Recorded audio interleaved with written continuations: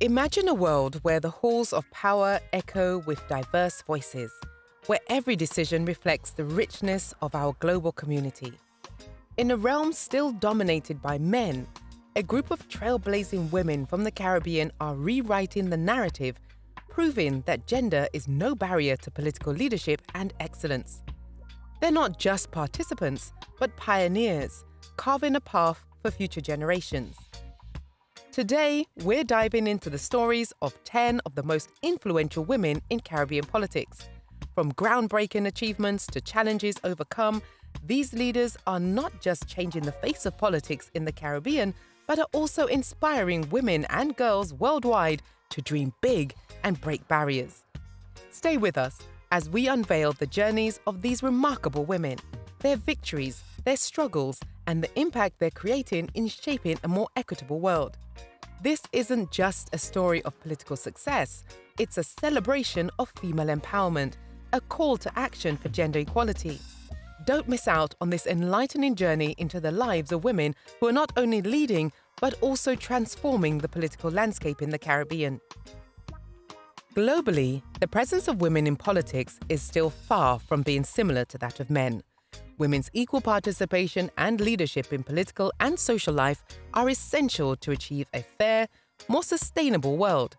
Yet data shows that women are underrepresented at all levels of decision-making worldwide, and that achieving gender parity in political life is far off. UN Women is the United Nations entity dedicated to gender equality and the empowerment of women, established to accelerate progress in meeting their needs worldwide. Data compiled by UN Women in 2023 show a very uneven balance between men and women in politics worldwide. For instance, women represent 22.8% of cabinet members heading ministries, and only 26.5% of parliamentarians in single or lower houses are women. Interestingly, the 5 most commonly held portfolios by women cabinet ministers are women and gender equality, followed by family and children affairs, social inclusion and development, social protection and social security, and indigenous and minority affairs. Regional variations are also noted, as women's representation in local deliberative bodies in Latin America and the Caribbean is down to 27%, with only Sub-Saharan Africa, West Asia, and Northern Africa lower than this. Women hold 36% of the parliamentary seats in Latin America and the Caribbean, and a much higher percentage than Sub-Saharan Africa, 26%, Eastern and Southeastern Asia, 22%, or Northern Africa and Western Asia, 18%.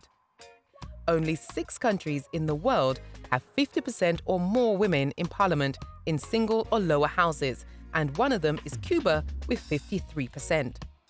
While much work is still needed to achieve gender equality, the active participation of women in the global political landscape is vital to fulfilling the potential of democracy. This is particularly true in the Caribbean and Latin America, where on average, 22% of ministerial portfolios' cabinet positions are held by women. In the Anglophone Caribbean, women do not hold more than 30% of elected positions, except for Guyana and Trinidad and Tobago. Today, we are highlighting 10 of the most powerful women in politics throughout the Caribbean region. We dream to see more rise to power in the coming years and contribute to much-needed gender equality and the achievement of priority goals, including ending violence against women, engaging women in all aspects of security processes, and increasing women's leadership and participation. So let's dive in. Here are 10 of the most powerful women in politics in the Caribbean today. At number 10, Lisa Hanna, Member of Parliament, St. Ann, Southeast Constituency, Jamaica. While she rose to popularity thanks to her election as Miss World in 1993, Lisa Hanna is now a member of the opposition People's National Party in Jamaica. She is currently serving her 4th term as a Member of Parliament for the St. Ann Southeast Constituency and served as Minister of Youth and Culture from 2012 to 2016. Jamaicans are still fond of her due to her beauty title, as she was the third Jamaican to ever be crowned Miss World after Carol Crawford in 1969 and Cindy Breakspear in 1973. Lisa Hanna is a passionate activist. However, she does not have a huge success record in politics, as the recent 23% decline in support in her constituency highlights. Number 9. Silveria Jacobs, Prime Minister of St. Maarten. St. Maarten's Prime Minister, Silveria Jacobs, has a background in education. She worked as a primary school teacher and then student coordinator for 19 years. Towards the end of her educational career, she joined the National Alliance and started serving as Minister of Education, Youth, Sport and Culture from 2012 to 2013 and again from 2015 to 2018. In 2018, she was the first woman to be elected leader of the National Alliance. In 2019, the NA allied with the United St. Maarten Party and Governor Eugene Holliday appointed Jacobs to lead the interim cabinet. Her second term as Prime Minister started on March 28, 2020. Number 8. Marcella Liburd, Governor General of St. Kitts and Nevis.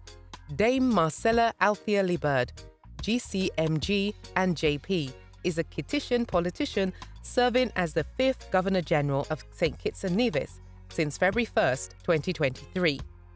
Born in 1953, she trained as a teacher and then as a barrister and solicitor. She was the first woman to serve as both the Speaker of the National Assembly of St. Kitts and Nevis and the Governor General. On her path to her current role, she has served in various ministerial positions, including Acting Prime Minister and Chair of the Opposition for the Labour Party. She was the first woman to serve as chair in the party's history. Number 7. Nyan Gadsby-Dolly, Minister of Education of Trinidad and Tobago. After obtaining her bachelor's degree in analytical chemistry, a postgraduate diploma in educational technology, and her doctoral degree in organic chemistry, Dr. Nyan Elizabeth Gadsby-Dolly served as an educator for 11 years and then worked as a senior lecturer at COSTAD for 6 years. She was then elected Member of Parliament for St. Anne's East in 2015 and served as Minister for Community Development, Culture and the Arts in the government of the Republic of Trinidad and Tobago from 2015 to 2020. During this time, she also chaired the Joint Select Committee on Human Rights, Equality and Diversity. On August 19, 2020, she was appointed the Minister of Education of the Republic of Trinidad and Tobago, a post she still holds today. An avid reader and researcher, she is a true inspiration to the younger generations of Trinidadian women. Number 6. Dee-Ann Kentish-Rogers, Minister of Education and Social Development, Anguilla. An attorney at law, Dee-Ann Kentish-Rogers is not only Anguilla's Minister of Education and Social Development, but also an accomplished athlete who represented her country at the Commonwealth Games in 2010 and 2014. She was crowned Miss Anguilla in 2017 and Miss Universe Great Britain in 2018, the first black woman to receive such a nomination. In 2020, she was elected to the Anguillan Parliament, becoming the youngest person ever elected to the House of Assembly, as she was only 27.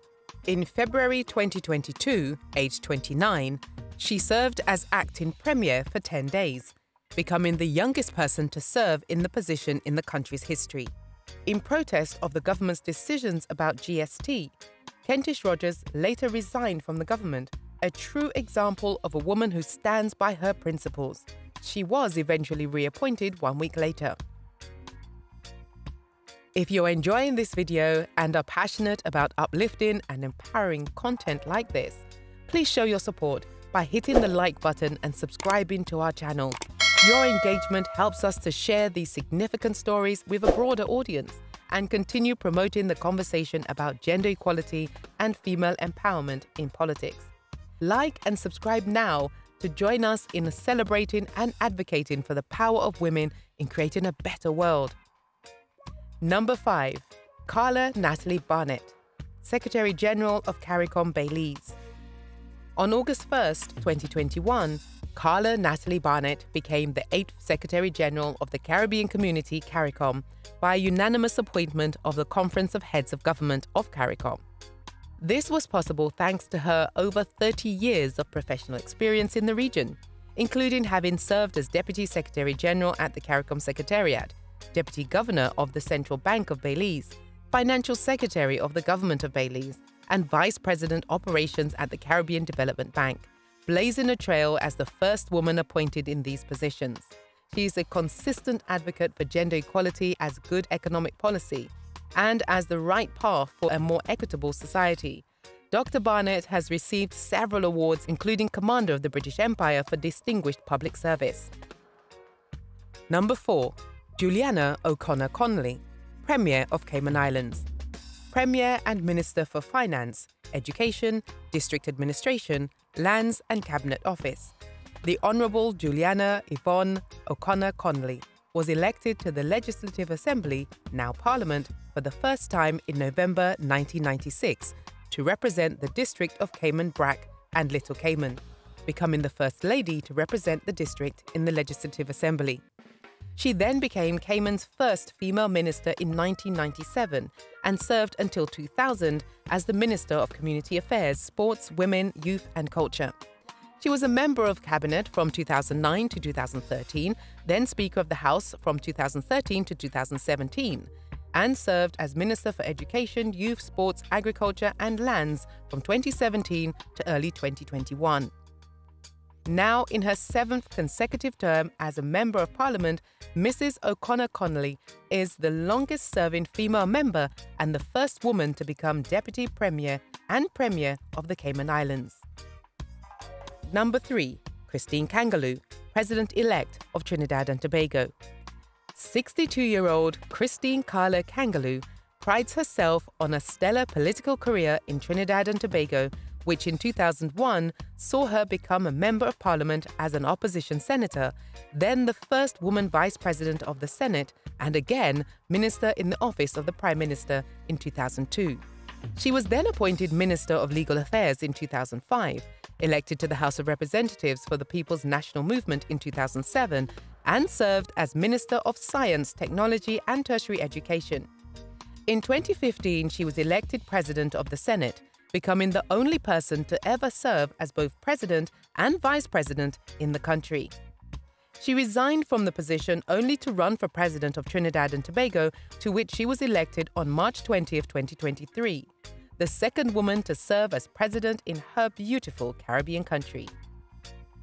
Number 2. Sandra Mason, First President of Barbados. Dame Sandra Prunella Mason, Class 1949, is a Barbadian politician, lawyer and diplomat who has been serving as the first President of Barbados since 2021.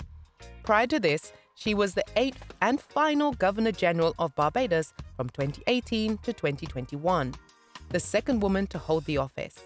On the 20th of October 2021, Mason was elected by the Parliament of Barbados to become the country's first president and took office on the 30th of November 2021, when Barbados ceased to be a constitutional monarchy and became a republic. She was actually the one in 2020 to deliver the news that Barbados would become a republic, abolishing the Barbadian monarchy. Number 1. Mia Mottley, Prime Minister of Barbados. The so-called Prime Minister of the Caribbean, Mia Amor Mottley, is without any doubt the most powerful and acknowledged woman in politics in our region. Her involvement in the welfare of her country has no comparison, and her career has been constellated with successes and records. The Prime Minister of Barbados has been, as a matter of fact, the first female leader of the Barbados Labour Party and the opposition, and the first female Attorney General. Mottley was also the youngest ever Queen's Counsel in Barbados. On May 25, 2018, Mottley became the 8th Prime Minister of Barbados and the first woman to hold the prestigious title. The full and equal participation in all spheres of the political life of the Caribbean reality is truly fundamental to its sustainability and welfare. With the current thresholds so far below the global average, it is vital to understand that more effort must be made to ensure women are represented across all sectors of political life in our region. This will contribute to the success of our countries and a better vision of women in general, The recent appointments of some of the women we just saw represent huge strides towards better gender equality in our political and civic life, showcasing the great abilities of women in this sector and contributing to a new perception of women, which gives our girls and young women an inspiration to achieve higher goals in their lives. As our journey with the top 10 most influential women in Caribbean politics comes to an end, let's carry their spirit of resilience and change into our lives. These remarkable women remind us that with determination and courage, we can all play a part in shaping a fairer, more inclusive world. If this story has inspired you, keep the momentum going, support, advocate, and be the change you wish to see. Your voice matters in the continuous fight for gender equality in politics and beyond. Check out this video on the 10 most powerful and influential Caribbean women in the diaspora globally. Thank you for being with us. If you're moved by these powerful stories, please like, share, and subscribe for more content that empowers and uplifts. Together, let's build a brighter, more equitable future. Until next time, keep inspiring and stay empowered. This is Diary Caribbean. See you in the next video.